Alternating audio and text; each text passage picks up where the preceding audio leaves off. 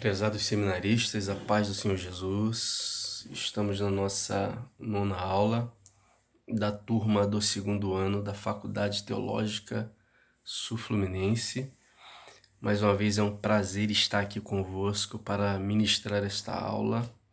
Espero que seja produtivo, interessante e relevante para a sua vida acadêmica, para a sua vida particular, pessoal, enfim, que você possa desfrutar de tudo quanto for falado aqui nesta breve aula. Bom, a ideia hoje é falarmos sobre linguagem, língua e fala. E espera-se que ao final desta aula você consiga diferenciar estes mecanismos: a linguagem, a língua e a fala. Essa aula também segue um roteiro conforme o nosso material de estudo, tá? Conforme a nossa apostila e os resumos que fiz para vocês da apostila, tá bom? Então é interessante que ao acompanhar esta aula, você acompanha esta aula junto com o seu material que nós produzimos, tá? Que está na nossa Classroom. Se eu não me engano, está lá a oitava aula, basta você observar lá o título, tá? Língua falada e língua escrita, tá bom? Então, por isso, nós vamos observar aqui no material para que você acompanhe aí no seu também. Linguagem, língua e fala. Vou ler aqui e já converso com vocês. A linguagem é o exercício oriundo da faculdade inerente ao homem, que lhe possibilita a comunicação. Embora nem todos os teóricos assumam esse posicionamento, podemos dizer que todo ser humano possui ao nascer uma predisposição que faculta a aquisição da mesma, é uma característica inata. Isto é, a linguagem ela é adquirida pelo ser humano, pelo indivíduo, a partir do seu convívio, a partir das suas relações. Embora não há consenso sobre isso entre alguns gramáticos, alguns teóricos, mas é comumente entendido desta forma. Que também a linguagem tem o outro lado, o individual e o lado social. Então a linguagem é um atributo, um predicado que o ser humano tem muito individual ou absolutamente individual, cada um tem a sua forma de ser e de se expressar, mas também se dá pelo convívio social, sendo impossível conceber um sem o outro. Segundo nosso material de estudo, a cada instante a linguagem implica ao mesmo um sistema estabelecido e uma evolução. Por outro lado, sem o convívio social, essa predisposição se atrofia. Então, embora a linguagem ela seja um mecanismo individual do indivíduo, ele precisa se relacionar, senão essa predisposição, que é uma característica inata, ela é adquirida, ela vai se atrofiando à medida que o indivíduo ele não se relaciona, ele não coloca em prática. O que é atrofia? O que é atrofia? Ela vai minguando, ela vai ficando suprimida, e à medida que ela vai ficando suprimida, ela vai se subtraindo, ou seja, ela vai diminuindo essa característica da linguagem que cada um tem. E a língua? Há um instrumento peculiar de comunicação, a língua, distinta da fala, que apresenta a parte social da linguagem, exterior ao indivíduo que, por si só, não pode modificá-la. Língua é forma, enquanto a linguagem, como faculdade natural, é todo heterogêneo, a língua é de natureza homogênea. É um sistema de signos convencionais e arbitrários. Bom, se a linguagem ela é exterior ao indivíduo e ela é uma característica inata, adquirida, e é por meio da imitação, que o indivíduo ele vai adquirindo uma personalinguagem de linguagem, por isso ela é aberta, a linguagem, diferente da língua. A língua ela é fechada. A língua ela é fechada. Não há possibilidades de se trabalhar a língua de forma inata, de forma pessoal, porque a língua ela é fechada. Porque a língua ela é forma, enquanto a linguagem, como faculdade natural, é um todo heterogêneo. A língua é de natureza homogênea, isto é, a língua ela é fechada. Não há como você mudar a estrutura gramatical, por exemplo, porque isto está ligado à língua, ela é fechada. A linguagem, por outro lado, ela é aberta. E a fala, ao contrário, é um ato intencional, em nível individual da vontade e da inteligência. Então a língua ela é um ato individual e também é intencional, tá? Agora a gente vai falar sobre os registros ou níveis de linguagem.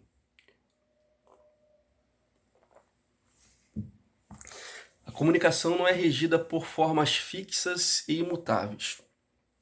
Ela pode transformar-se através do tempo e, se compararmos textos antigos com atuais, percebemos grandes mudanças no estilo e nas expressões. Enfim, a comunicação ela é diacrônica, ela vai mudando através dos tempos. À medida que o tempo vai passando, a linguagem ou a forma ou o exercício social da língua vai mudando. Porque a pessoa se comunica de forma. Porque as pessoas se comunicam de forma diferente. Temos que considerar múltiplos fatores. Por exemplo, a época é um fator que faz com que os indivíduos eles se comunicam de forma diferente um do outro. Fatores geográficos também faz com que o falante da mesma língua ele se comunique de uma forma diferente um do outro. O ambiente e o status sociocultural também dos falantes é um fator que faz com que esse indivíduo ele tenha uma forma muito particular de se comunicar. Bom, e se falando em língua portuguesa, o Evanildo Bechara ele disse que nós temos que ser poliglotas da mesma língua. Por quê? Porque em cada ambiente se fala de uma forma, em cada espaço se fala de uma forma, observando os fatores socioculturais, os fatores regionais e geográficos, bem como o status de cada um e o momento em que cada um se encontra. Mas há um padrão na língua? Essa é uma pergunta. O modelo de língua padrão é uma decorrência dos padrões, dos parâmetros utilizados pelo grupo social mais culto. Bom, acaba que o padrão da língua ele está subserviente a um grupo social mais culto, isto é, aquela classe mais escolarizada que teve mais acesso aos livros, aos instrumentos educacionais, ele pôde participar de ambientes educativos como a escola, a faculdade, leu livros didáticos, e isso faz com que o seu léxico de vocabulário, ou seu vocabulário, ele fique mais robusto e, de fato, há um padrão da língua, isto é, há uma língua padrão que é aquela cultivada pelos gramáticos, aquela que é cultivada pelos livros didáticos. Nos livros didáticos, nós encontramos a língua padrão, isto é, a língua formal e a língua escrita.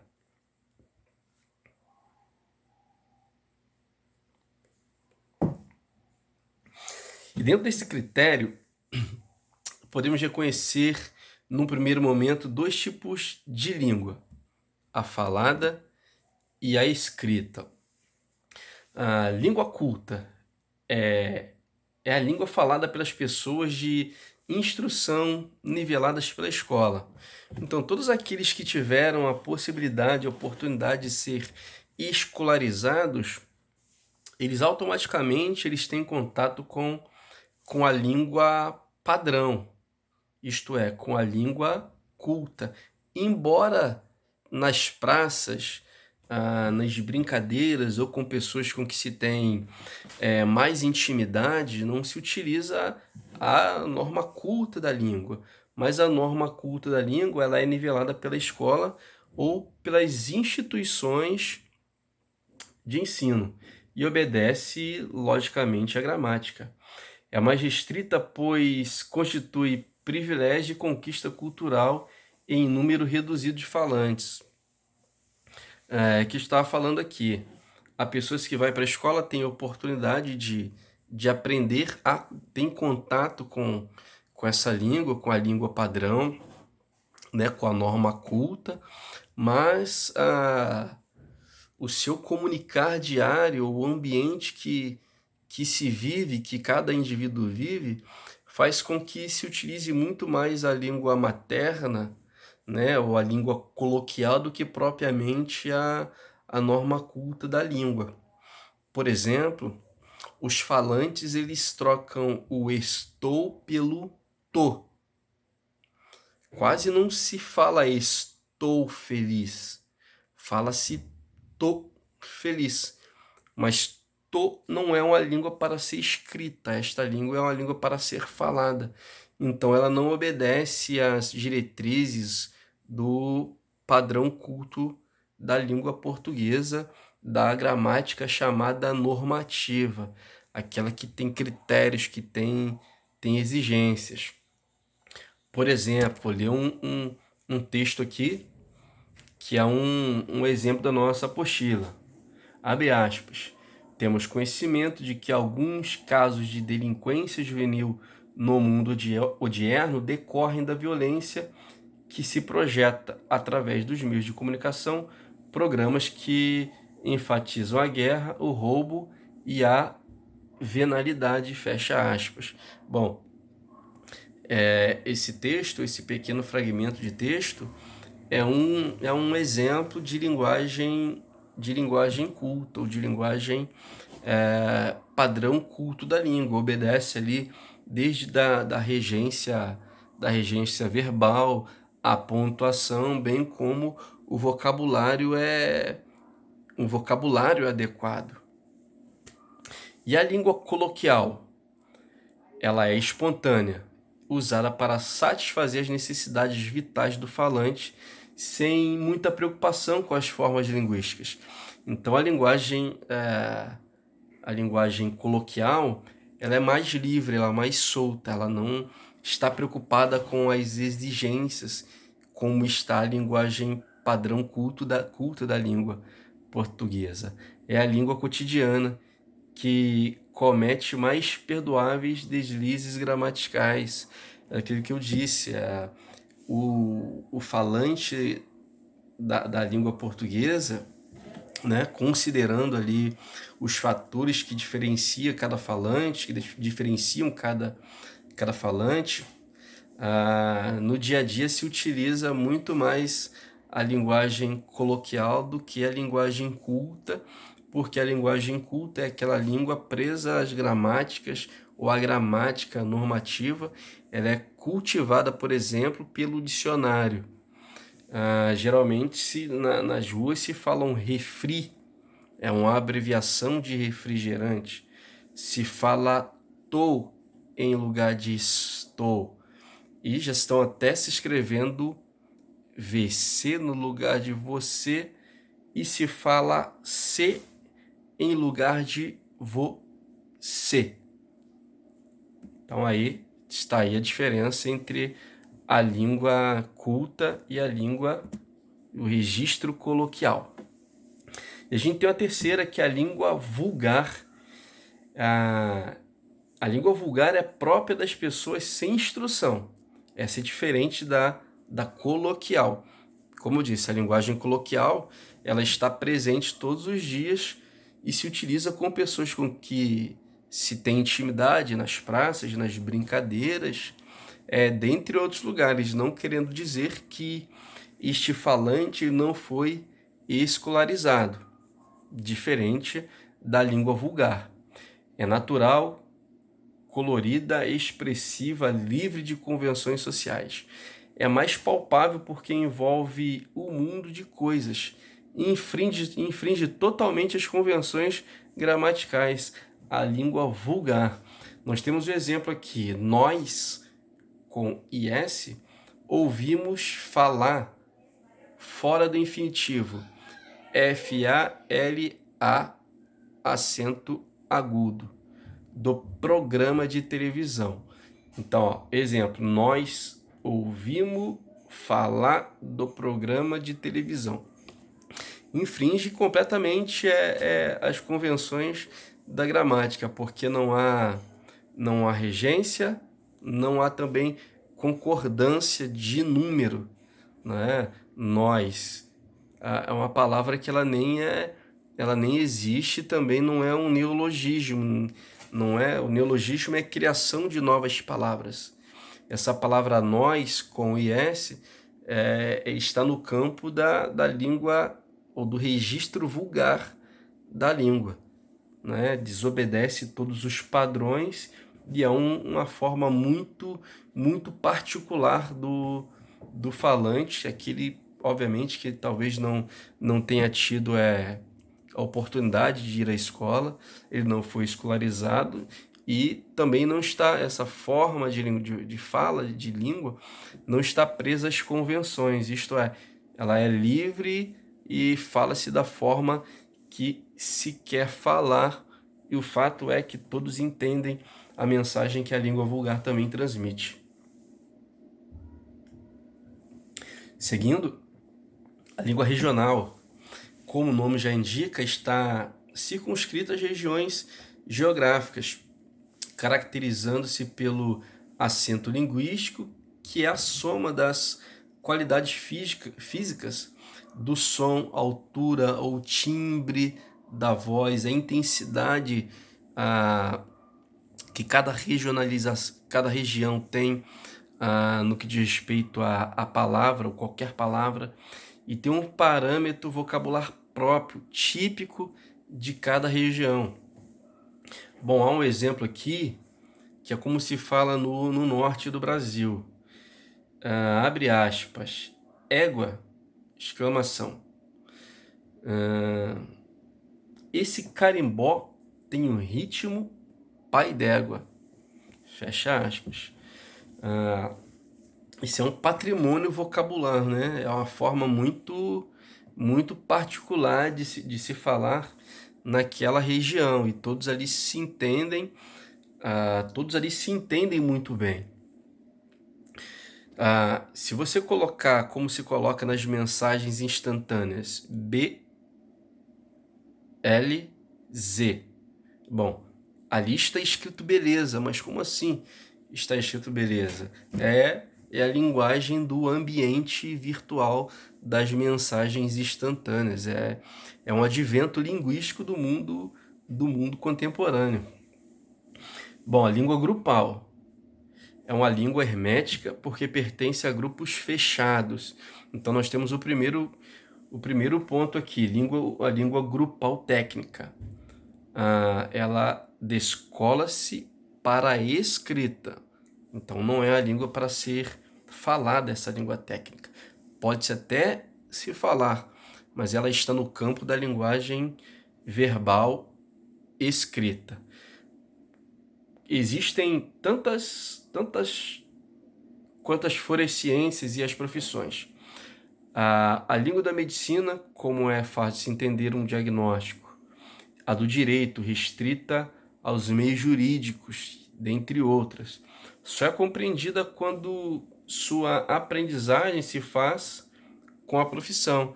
Então, essa língua grupal técnica, ela é entendida facilmente por aqueles que fazem parte daquele grupo técnico. E eles têm um vocabulário próprio e um léxico também. O que é o léxico? É um vocabulário específico dentro do vocabulário geral. Então, o léxico é um vocabulário específico que está dentro do vocabulário genérico ou geral. Aí tem o segundo ponto aqui, que é a língua grupal no campo da língua coloquial ou da língua vulgar, porque ela é no campo da crítica, mas que eu falei, ela é grupal porque há um grupo de falantes que utiliza determinado vocabulário e este determinado vocabulário é chamado de léxico.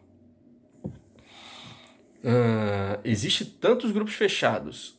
Há a gíria policial, a dos jovens, dos estudantes, dos militares, dos jornalistas, entre outros. Tá? Por exemplo, para não falar uma gíria desses grupos aí que acabamos de falar, nós poderíamos utilizar aqui uma gíria, né, entre aspas, não sei se vai ser falado disso, vai ser chamado de gíria, eu posso aqui estar arrumando uma briga acadêmica ou talvez religiosa, porque se você chegar em algum lugar, num banco, por exemplo, você encontrar um irmão da sua igreja e ele estiver um pouco distante de você, e você falar, e aí, varão, a paz do Senhor Jesus. Talvez aquelas pessoas estiverem no mesmo banco que você, na mesma fila que você, eles podem entender com estranheza o que você quis dizer. Na verdade, eles não vão entender, né? Varão? O que significa varão? Bom, para aquele grupo que está dentro daquele léxico, que utiliza este vocabulário, dentro do vocabulário, eles se entenderam muito bem. Talvez aquela pessoa que esteja de fora, ela não entendeu bulufas do que você quis dizer com esse cumprimento, e aí varão. Embora essa palavra varão, né, que significa homem, varonil, é uma palavra antiga, que por um tempo ela caiu em desuso, mas os pentecostais utilizam essa forma vocabular dentro do seu léxico pessoal. Quando a gíria é grosseira, ela é chamada de calão, recebe este nome, tá? Ela também vai estar dentro de uma linguagem grupal, de uma língua grupal, mas quando ela usa um termo muito grosseiro, né, muito torpe, muito frívolo, então é chamado de calão. Seguindo, língua escrita. Na língua escrita, nós temos a língua não literária. Ela apresenta as mesmas características das variantes da língua falada, tais como a língua padrão, e o coloquial, a inculta, o avulgar, regional, grupal, incluindo a gíria e a técnica. E tem as mesmas finalidades e registros conforme explicaremos a seguir. Enfim, a linguagem não literária é o contrário da linguagem literária. A linguagem literária é aquela linguagem poética. Se ela é poética, ela é conotativa.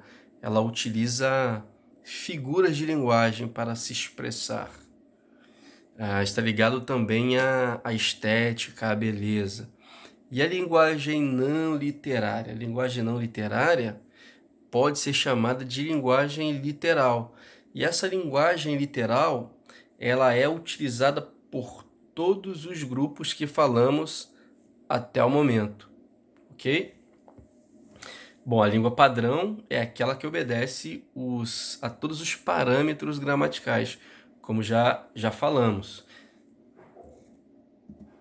E essa é a língua escrita. A língua escrita é aquela que obedece todos os parâmetros gramaticais, seja de regência, seja de sintaxe, né, que é um campo da sintaxe, que é uma frente da gramática da língua portuguesa.